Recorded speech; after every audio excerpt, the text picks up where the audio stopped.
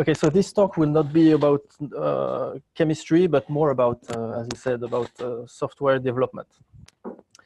Okay, so what's the problem is that scientific codes, they need to run fast. So usually they're written in FORTRAN, C or C++, which are low-level languages. So these low-level languages are close to the hardware. So they're close to the way to express what you want to do for the processor, but they're difficult to maintain.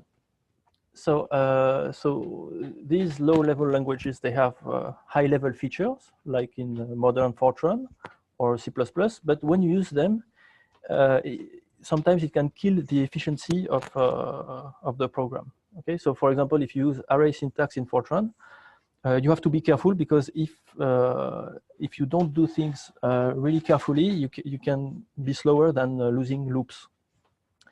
So we need to hide the complexity of the code, and also we need to keep the code efficient. So that's the difficulty. So a simple solution is to use different languages for different levels. So if you're doing some computation for the computation routines, you can use low-level languages and high-level languages for everything which is like parsing the input, and the global architecture of the code. Some codes are doing like this now. If you take, for example, FORTRAN or PySCF, they are codes written in Python, where the computation are done with NumPy, and so they are really made efficient because they are using very low-level libraries for the computation. And Psi4 also has a Python module now that makes it easy to use with Python. So that's a trend now, to use different languages for to address this issue.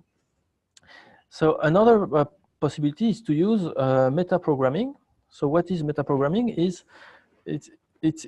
Well, when you do metaprogramming, you write a program that's going to write a program.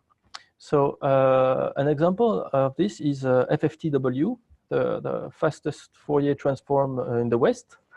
So for a long time, it was the fastest Fourier transform library. So it's C code generated by an OCaml program. We can cite also the libcint, which is a library to compute integrals. And so it's C code generated by a Common Lisp program.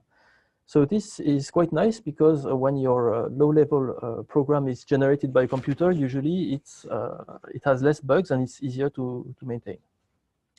So the problem I'm going to talk about is I'm going to focus on the low-level languages and how to make your program easy to write and maintain in the low-level language. And this does not exclude, of course, the possibility to use higher-level languages in addition. Okay, so this is the outline of my talk. So I'm going to first talk about programming with implicit reference to parameters. So I'm going to explain you why I think this is important. So I'm going to talk to you about the method, and then the code generator I developed. And then I'm going to talk about the quantum package, which is software we developed in Toulouse and also in Paris, which uses this code generator.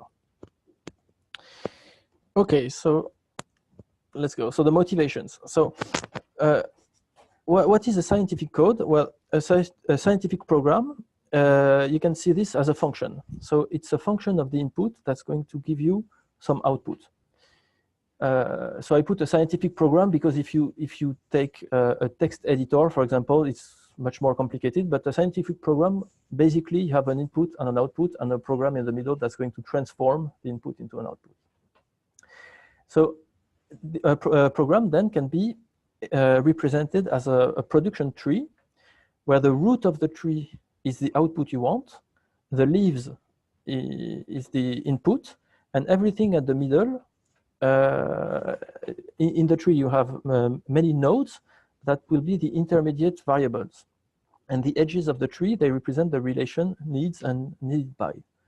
So if I show you an example, here you have a tree, and this is the tree which corresponds to this program, which will be the evaluation of a function. So, so suppose you have these formulas here, t of x and y is equal to x plus y plus 4, w, you have these functions, and you assemble them together such that you want to compute t of u and v, and u will be a function of d1 and d2, and v will be a function of u and w, and u will be a function of d3, d4, etc. So when you represent this as a tree, here t is what you want, so it's the root, and then t needs u and v. So here you have u and v. The u here needs d1 and d2, okay, etc. So that's the tree representation of your program. So assuming you have this program, how would you program it in standard FORTRAN? So that's FORTRAN code that's going to compute this tree. So first thing you're going to do is to read the data. So you're going to read D1, D2, D3, D4, D5, which are the leaves here. So now you have read all this, you're going to do the computation. So, we're going to start by computing U here. So by calling compute U, so we pass D3, D4 here, and we get and we get as a result U. We're going to compute W, which uses D5. Then those two quantities are calculated, so we're able to compute V, etc. And at the end, we have called compute T, where we give U and V, and so we were able to calculate our results. So that will be the traditional way that programs are written. So this style of programming is imperative programming. So if you look at the definition on Wikipedia, you see that it's a programming paradigm that uses statements that change a program state. So, so your program will be a state machine, and the instructions you give will change the state of the program. And so the code you write expresses the exploration of the production tree. You see, I started by getting the leaves, and then one by one, I went up the tree like this. So the difficulty is that the routines have to be called in the correct order. That's very important, because if you don't call them in the correct order, your program can be wrong. So, for example, here, you see, I have, I'm computing U here, and then I'm computing V using this value of U. So of course, if I move this line called compute V, if I move it 2 lines higher, my program is going to be all wrong. So the sequence is very important. And what's the consequence of this is that the values of the variable are time dependent. So you have this time dependence. So U at this time doesn't have the same value of U at, well, doesn't have the same value of U at that point, okay? Because here I use the same variable there, and the value of U changes in the program. So if I want to know what's the value of U, I have to know what has occurred in the past. And that's a large source of complexity in the programs. When you are at some point in a program, you need to know all the possible paths that could bring you to that point in the past. And so this is completely related to the time dependence of the data. And so the problem is that the data is mutable. It can change. So if you make the data immutable, so the data doesn't change, everything gets simpler. So that's the first source of complexity. And the second one is to handle the complexity of the production tree. Okay, because so for this very simple example, we can keep the tree in mind, but for a real application, it's much more complex. That's what I'm going to show you. Okay, so we were talking about imperative programming. So there's another paradigm, which is functional programming. So this treats computation as the evaluation of mathematical functions and avoids changing state and mutable data. So the fact that it avoids mutable data makes the programs much more simple to manipulate and to debug. So there is no more time dependence. Okay, so FORTRAN is an imperative language, but we can try to express the same program in a functional-like implementation. So as before, I'm going to read the data first because it's easier to do it this way, and then I'm going to write the program just as if I wanted to evaluate a mathematical function. So I'm going to really write t of u, v, u, w, exactly like the function that I had in the previous slides, exactly like this one. Okay, so I can give this to the FORTRAN, it's going to work. So the difference is that now u, v, and w, there are no more variables, but there are functions. All those four here are functions. And so the program will really explore the tree by itself and give you the result. So this is completely equivalent to the program we had written before. But the way you think by doing a program like this is really different, because now instead of telling to the machine what to do step by step, as it was done before, you say what you want. So here you say, I want t, which is a function of u and v. So you really express the program by the root of the tree. Okay, so you have a top-down approach, and before in the previous implementation you were telling compute u, compute w. You were saying do this, do this, do this, and we were exploring the tree from the bottom to the top. So it's a different way to think. But what is nice now is that the programmer doesn't handle the execution sequence. Okay, you just say what you want, and you let the machine find a way to do the calculation. So here, for example, we don't know if this u here is going to be computed before this u here or before v. I mean, the two ways are possible, and we don't know. So we have no control on the execution sequence. And so writing a program like this, you don't have any more time dependence of the data. Okay, so it really removes some complexity. However, it's not, of course, it's not possible to write a complete code in this way. Okay, so that so that was for the time dependence. How can we remove it? So now I'm going to talk again about the complexity of the production tree. So here is an example. So QMCChem is a quantum Monte Carlo program I'm developing, and so this is the production tree of the wave function in this program. So it has 145 nodes and 689 edges. So it's really, really complex. And so in my head, I'm not able to really have all this production tree. So I think it's better if the machine handles this tree instead of the programmer. Okay, so the problems linked to this complexity is that the programmers usually they need to have a global knowledge of the production tree, and so when a programmer makes a modification in the code,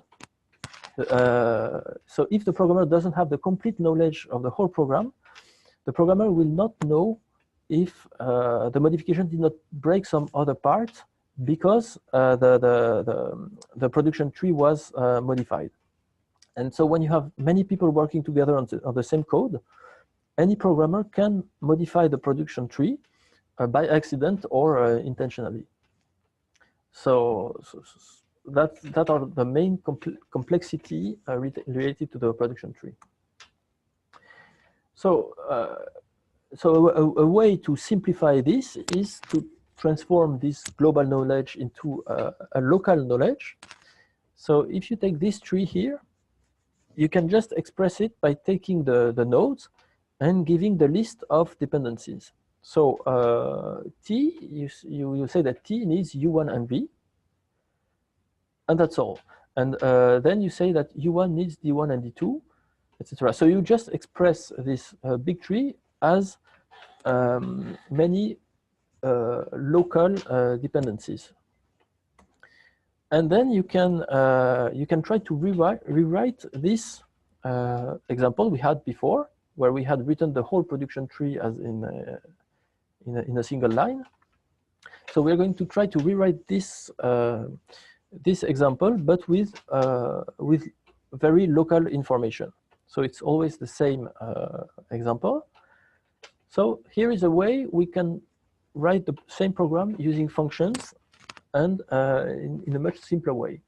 So here, the program, you will say, okay, just write T like this. And what is T? T is a function where, so I take my formula x plus y plus 4. I'm going to do T of U and V. So it will be U1 plus V plus 4. And those are functions, okay? So the definition of U1 is here. So what is U1? I call the function U, which is FU, this function, passing D1 and D2 as parameters, etc. So the whole program, you can write it like this with functions, with no arguments, and and it's going to work. You have no time dependence, so it's going to work. So doing things like this makes the program easy to write. So it's very mechanical. You take the formulas and you just write them. And the important point is that any change of dependencies will be handled properly, because the machine is going to handle the dependencies here.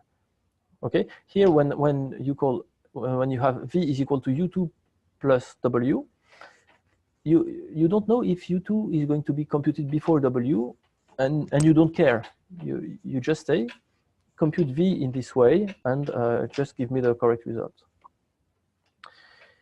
Okay, so there are some problems with this. Is that the same data may be recomputed multiple times. So here in this example, you see that to compute W, you need D5. And so the way you get D5 is to call this function read data, where you get the data for D1, D2, D3, D4, D5, and then you get D5. But then when you also call U2, you're going to need D3 and D4, so you're going to call the same function. And the same here. So you see that the same function will be called multiple times. And so if this function was doing a calculation, you would expect that this calculation will be redone. The same calculation will be redone multiple times. So that's not that's really a bad point for computing. So a simple solution is to do lazy evaluation with memo functions. So in a few words, what is this? Is that when a value is not computed, you compute it and then you store the result. And if you ask for the same quantity a second time, then you fetch it from memory. And in this way, it's you're sure to have computed the things only once. Okay, so now we can we have seen these motivations. We can go into the IRP method. So what is this IRP method? So it's a way of programming that François Colonna here. So François Colonna had the idea to develop this way of programming, and so we talked a lot about this when I was doing my PhD. And at that time, he was developing with Roland Saraf, who talked 2 days ago, QMC-MOL, which is a Contour Monte Carlo program, and it was entirely developed with this IRP programming way of programming. And so when I was a postdoc, I collaborated with Roland. So I started to develop in his program, and I really found that it's really easy to develop with this this paradigm of programming. So that's when I started to work with this method.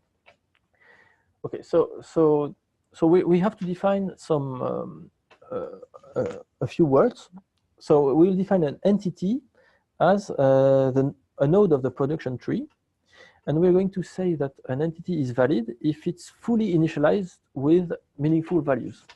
So, for example, if your entity is, let's say, a FOC matrix, you will say that your FOC matrix is valid where the array corresponding to the FOC matrix has data corresponding to data of a FOC matrix. If you have initialized the array with zeros, you will not consider it valid. It's valid if it's if it's computing and if it's meaningful. So we define a builder as a subroutine that's going to build a valid value of an entity from its dependencies, and a provider, which will be a subroutine with no argument, which is going to guarantee to return a valid value of an entity. And we are going to use a few rules. So we're going to say that each entity has only one provider. So there is only one way to make one entity valid. Okay, and before using an entity, its provider has to be called. So if you apply those two rules, then things are going to be very easy. So let's take again the same example here. So the program test here. I want to print t. So now t is no more a function; it's a value. And as we said, before using an entity, you have to call its provider. So I'm using t here. So just before, I'm calling provide t. So what is this routine, provide t? So it's the provider of t. So if t is not built, then I want to build it. So I'm going to call build t. Build t is this function which is going to compute t from its dependencies, u1 and v, okay? And as I'm using u1 and v here, if I follow the rules, I use u1, so I need to call the provider of u1, and I use v, so I need to call the provider of v. So if t is not built, I call the provider of the dependencies. At that point, it's guaranteed that u1 and v are valid, so I can call the builder of t. And now, so I know that t has a valid value, so I can say that t is built is equal to true. Okay, and so if I need at some other point of the program the value of t, I will call provide t, but t will be built already, so the value will be stored in this global module. Okay, so it's very simple. So with this way of programming, the code is very easy to develop for something which is new to the program. So let's assume you have been developing a program for 5 years, and you have a new student who's coming, and you want to ask the student to implement some formula. You just need to tell to the student the names of the entities that are needed, and then the student will be able to use the program without knowing all the details of what happens in the past before using the entities. If one developer changes the dependence tree, the others will not be affected because all these dependencies are handled by the machine. Because here you don't really, you're not in this imperative style of programming where you say compute this, compute this, compute that. You're more you're closer to the functional way of thinking. And there are benefits. It forces to write clear code because one builder builds only one thing. So if you want to know how the FOC matrix is built, you just look at the builder of the FOC matrix and you will know how it's built. So and you're sure there is no other part of the code where the FOC matrix will be built. And it also forces to write efficient code because by writing very small, by writing functions that do one thing and do them well, this is very good for cache efficiency of the processor. So there are many benefits with this method.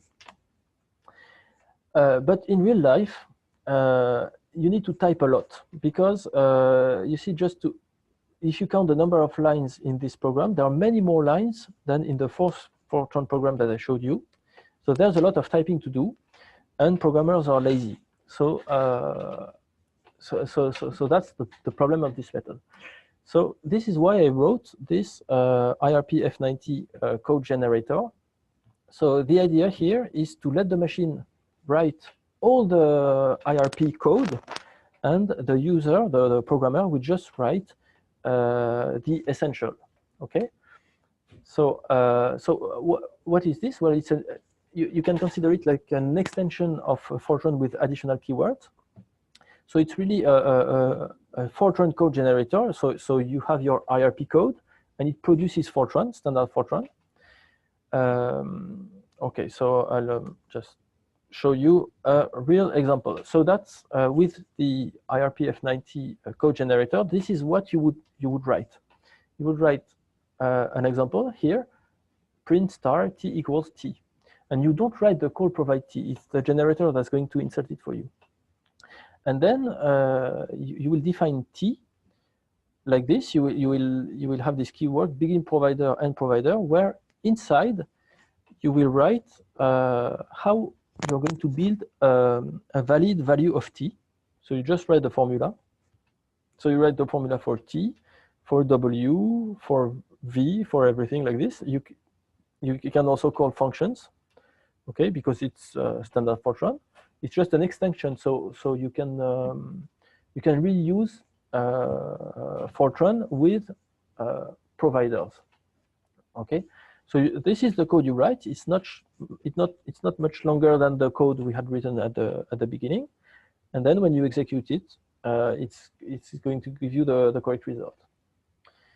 So so of course in this example I've showed you only some scalar values, but if you're doing some real programming, you will need some arrays, of course.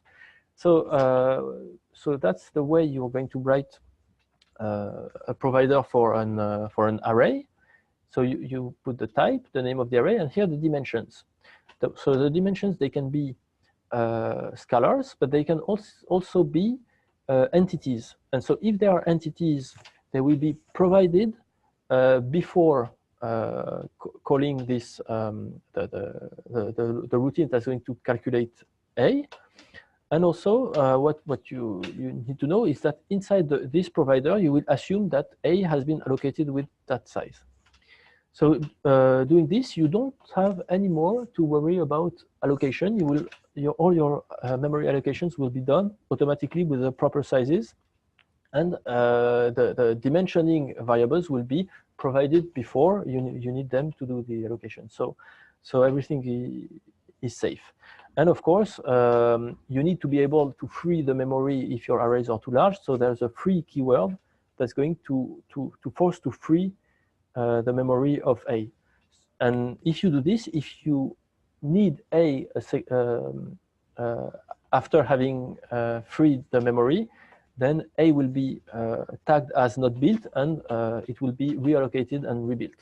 So you don't see the difference in the results. There are other features like documentation.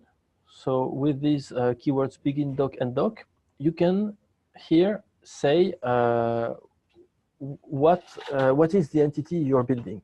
So for example, here let's say the SCF density matrix AO here, this entity, you can say it's the density matrix in DO basis using the SCF. So so for each entity, you can write documentation of what it is, and then you have this shell command irpman, where when if you type it, you get a man page like this, where the description here is going to be what you have written in the begin doc and doc. It's going to tell you in what file it's defined, and then what other entities are needed, and what other entities need this particular entity. So it's quite convenient when you develop a program. Okay, so now I'm just going to do a little demo in a terminal. So let's start with 3 files. So the files will be named .irp.f. So this will be the example I showed you. So here we have the program where we're going to print T. In another file, I have UVWT. So it's exactly the same, except that I put the begin doc, end doc there. So here is the calculation of T. Here is W, etc. And then if I go down here, I have this function FU there that I'm going to call here to build U2. Okay, and so for the input here, we have a provider of a single provider for D1, D2, D3, D45. It's just going to read the values from the command line. Okay, so we start with this file. So the first thing to do is to initialize the current directory. So if I do this, so now I have these two directories, which in this directory there will be the IRP man pages that are going to be built. Here you will have all the generated Fortran will be in this particular directory, and there's a makefile like that. Okay, so it's a standard makefile. I don't touch, and then I just run make, and here it has produced IRP example1. So if I run it, there we go. It asks for D1, D2, D3, D45, and it gives me T is equal to 26. So it seems to work. So let's now go into the makefile and activate this debug flag of IRP F90 and run make again. So it will show you some what's really happening. So I put the tree here. So what's happening? So when I asked in the main program print T, it's going to call provide T. So it's here. So then it's calling provide U1 and provide D1, provide U1, provide D1.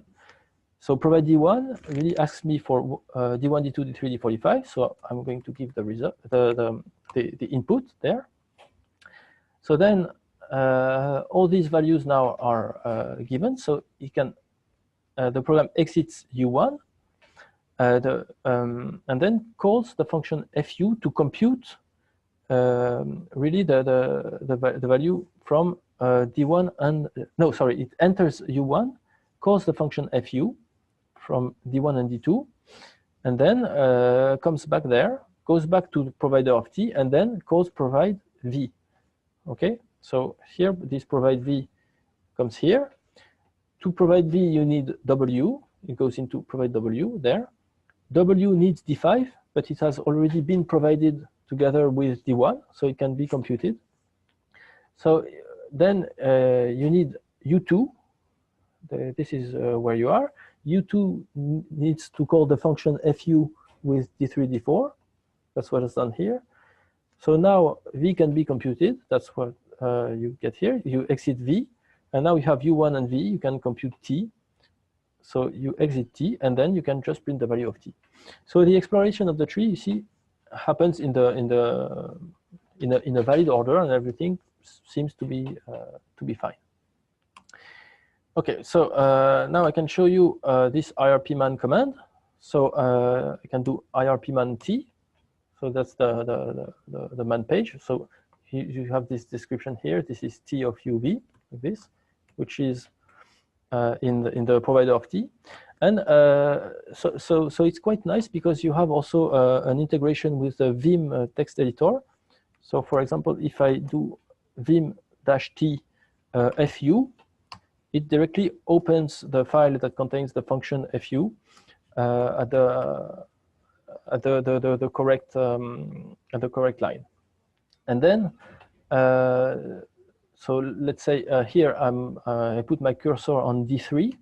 So if I hit control bracket, then I can jump into the provider of D3 and come back. So all this integration with Vim makes the development quite easy because you can always navigate easily between the different providers. Okay, so we have done an example, but let's now say, so I have written many providers for different entities, for all these entities. I want to write another program. So this is easy. So we're going to write a second example. So we're going to copy the first one. Okay, there we go. And in this example, IRP example 2, I'm just going to say, well, this program is just going to compute V. I just run make. So now I have 2 executables. And if I run IRP example 2, it will be the same. But there, you see, it just asks to provide V. And you see that T is never provided. It just does the exploration of this subtree. So it really calculates only what is needed. And so if in this IRP example 2, I add also that I want to print T, I run the program again. So here you see that T is going to be provided also, and I will get the value of V and T. Okay. Okay, so let's go back to the presentation. So this, so I have showed you some static trees, but when we do quantum chemistry, so for example, Hartree-Fock, we're going to do iterative processes.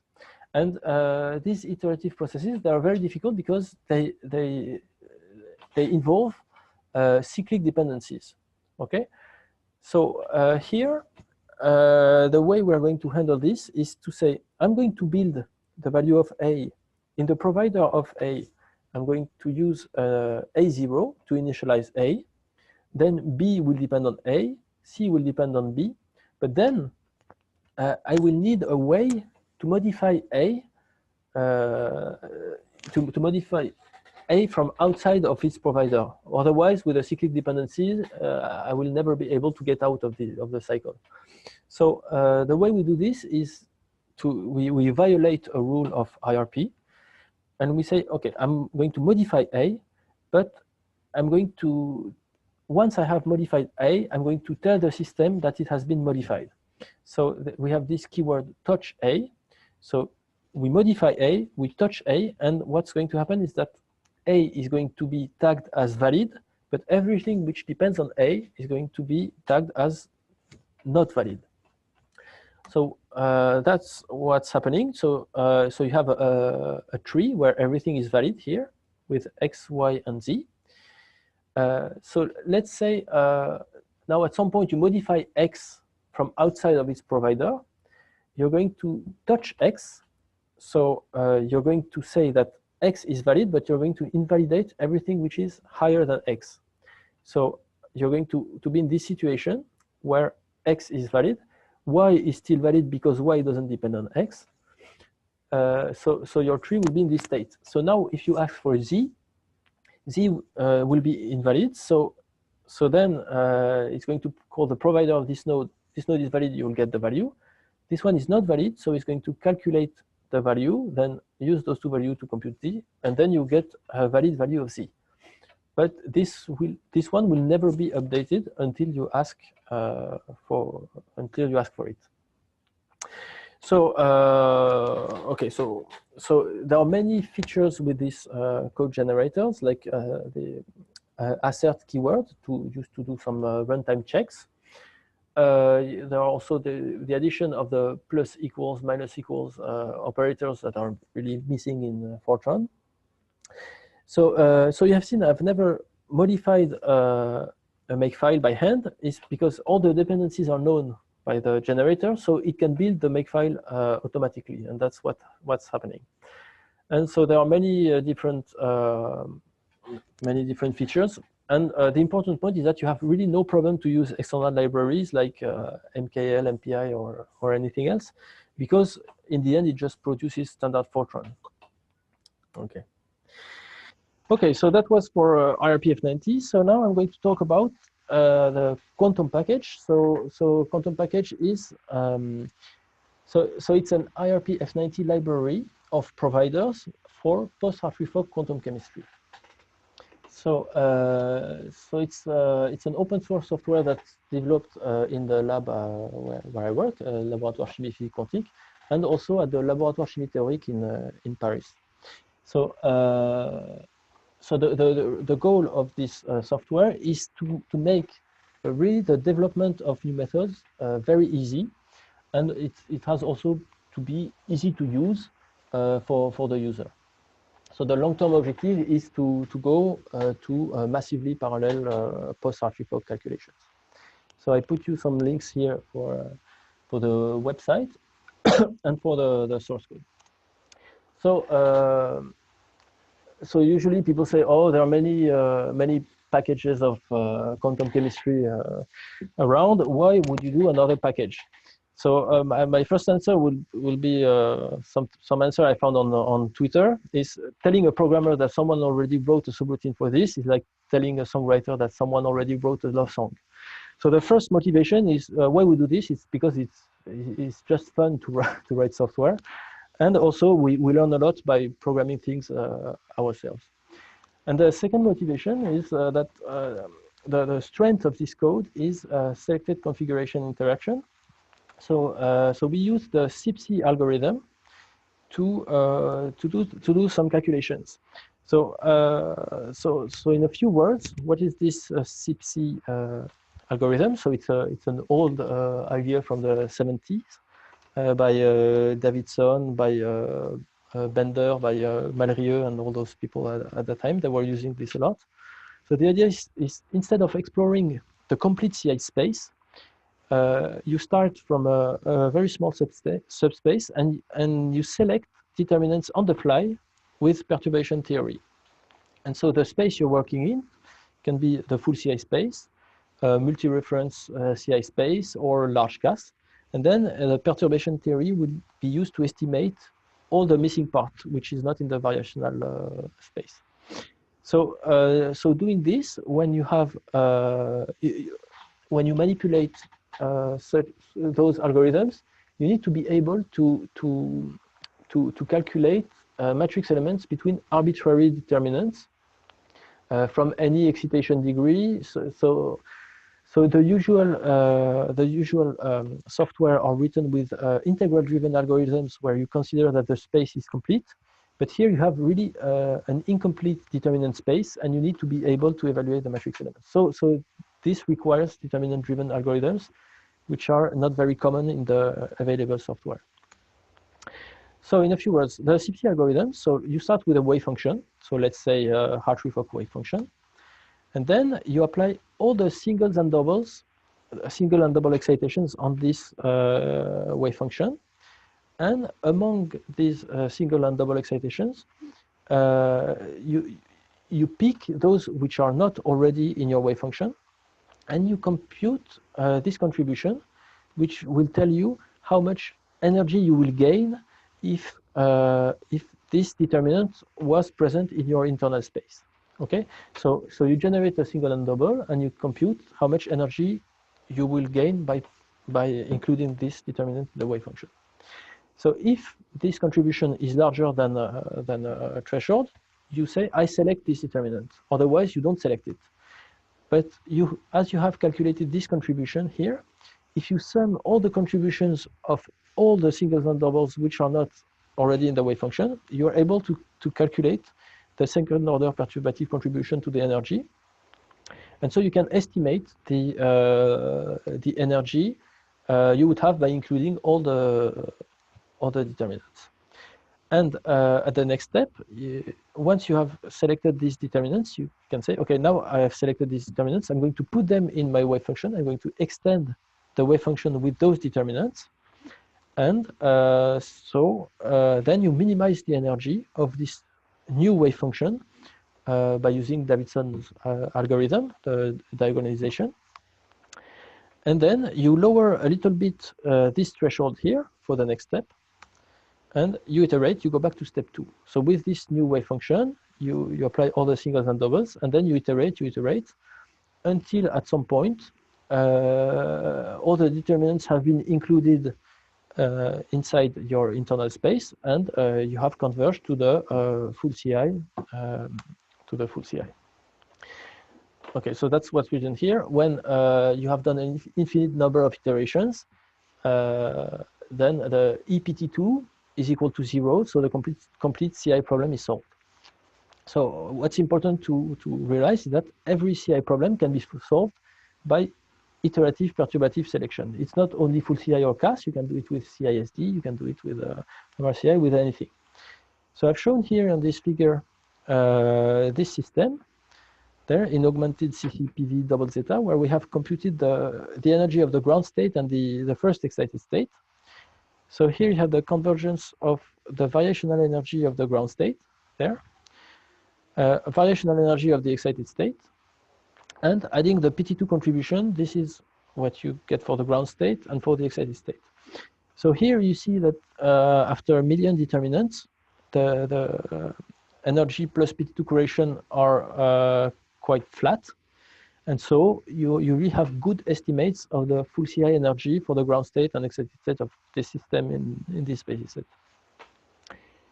Okay, so I'm going to show you. The goal of the quantum package was to make things easy for the user and the programmer. So I'm going to make a little demo for you. So I'll take this paper by Ali Alavi and co-workers, 2012 paper where they did full CI calculations on small diatomics. And so they have this this table 1 of this paper, where they have the F2 molecule. So I picked the quadruple zeta basis set here. I picked the energy, and so we're going to estimate the full CI energy of F2 in quadruple zeta. Okay, so let's go. Okay, so I have this Z matrix file. We have F2 with the equilibrium distance there. So I go into QPSH, which is the quantum package shell, and then I can create a database there where I will choose the among the basis sets, I will choose the CCPV quadruple zeta and this. So this creates this f2.easyfio, which is a directory containing all the information. You can consider it really like a database. So you can explore this database by running this qp edit command, which opens a text file for you, where you have the coordinates there, basis set, and all the control parameters of the program there. Okay, so so now I can run an SCF calculation by just running qp run SCF. So so after running the SCF, I will have some molecular orbitals, and I will set the two lowest molecular orbitals as frozen core. Okay, so so these two orbitals, I'm going to freeze them to do a valence full CI calculation. So I just do qp set frozen core. That's it. So all the orbitals from 3 to 110 are active orbitals. You can consider this as a huge CAS with 107 orbitals and all the electrons except the core electrons. So I'm going to set the maximum number of determinants and that max to 400,000. Okay, just to stop to do a small calculation, and then we can do qp run full CI, and it's going to do this iterative selection. So here it's computing the integrals on the atomic orbital basis set. Now it's doing the 4-index transformation to go to the electron repulsion integrals in the molecular orbital basis set. Okay, and now it's running this the iterations where you have a succession of diagonalization and selection. So here, let me just increase a little bit this. Okay, so here you see we're in the PT2 part. So there we go. So this was the diagonalization, so the variational energy, and here the PT2 contribution. So there's also an extrapolation of the energy. So we see here we have 199.35947, and so the energy we expect to get is 3598. So here we already have a good estimate of the full CI energy in a few minutes. So we leave this. We're going to let this calculation run for a few minutes, And in the meantime, we're going to do this. Sorry. Yeah. In the meantime, we're going just to program HARTREE-FOC. So now you have seen that running a full CI calculation is quite easy. I'm going to show you that with IRP F90, it's also really easy to develop in this program.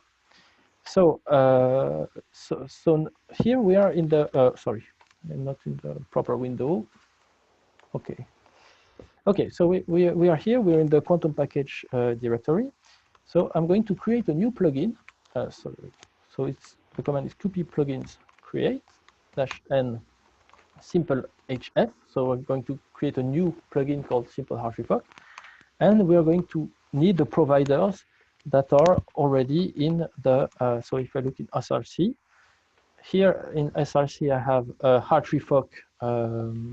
A HARTREE-FOC module, so we're going to need the providers that are already inside the HARTREE-FOC module. This contains the FOC matrix and all that stuff. Okay, so now I'm going to go into this plugins local simple HARTREE-FOC, and I have a template simple HF that's going to print just hello world. So sorry. Oh no, so I didn't install yet this program, so I have to. So I have created the module, so now I also need to install the module. Qp plugins install simple HF. So now I'm going to compile, and we are going to run this simple program which is a hello world. We're going to run it with a water molecule. So I create the input h2o.xyz. That. There we go.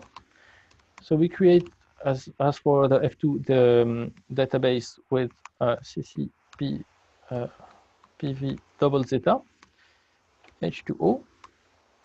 So it has created this database here, and now I can run this simple HF with H2O, and it's printing hello world. That's all it's doing.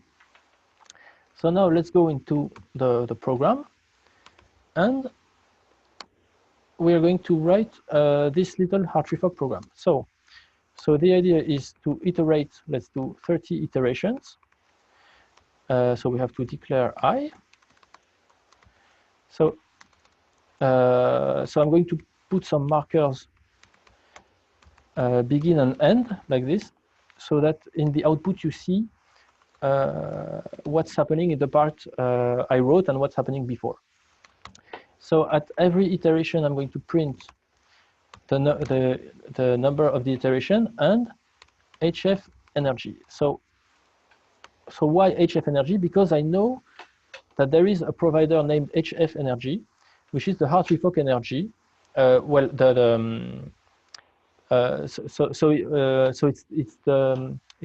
it's not really the HARTREE-FOC energy. It's the single determinant energy calculated this way, with the two electron and 1 electron energies added with the nuclear repulsion. So that's the energy of the single determinant we want to print. So if we just do it like this, without doing anything else, we compile. Okay, and we run. You see that it's going to print 30 times the energy of the initial guess. Okay.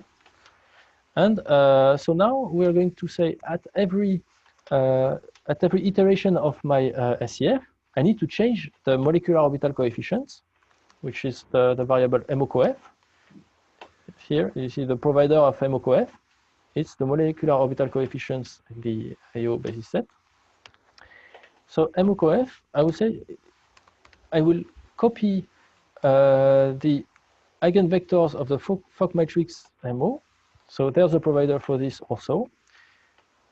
So it's the eigenvectors of the FOC matrix in the MO basis set obtained here with level shift. Never mind. So we're just going to say here that we want to change the MO coefficients and copy the eigenvectors of the FOC matrix MO into this array. And as we have modified the MOCOF outside of its provider, we're going to say touch MOCOF. Okay. Okay, so now we're going to recompile and run again the program. And there we see that we have the energy which is going down. We get minus 76.0267. And if we run the SF program,